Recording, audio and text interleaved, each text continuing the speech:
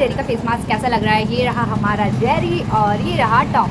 वैसे जेरी छोटा सा है लेकिन जेरी का फेस मास्क बड़ा बन गया है और टॉम बड़ा है तो टॉम का फेस मास्क छोटा बन गया है।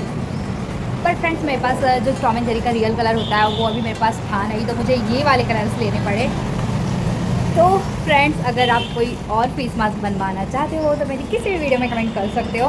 मैं सबकी कमेंट देखती हूँ और फेस मास्क भी बनाती हूँ, लेकिन ध्यान रहे जो फेस मास्क मैंने पहले अपनी चैनल पर बना दिया है वो ना हो। कोई ऐसा फेस मास्क आप बनाने का बोलना मुझसे जो आज तक मैंने अपने चैनल पर नहीं बनाया है, तो मैं वो वाला फेस मास्क ज़रूर बनाऊँगी। तो चले फ्रेंड्स, हाँ पहले बता दो टॉम एंड जेरी कार्टून किस किस ने देखा है, और अगर नहीं देखा हो तो यूट्यूब पे सर्च करो टॉम एंड जेरी कार्टून कौन सा है। चले फ्रेंड्स, मिलते हैं हमारी नेक्स्ट वीडियो में, तब तक के लिए बाय।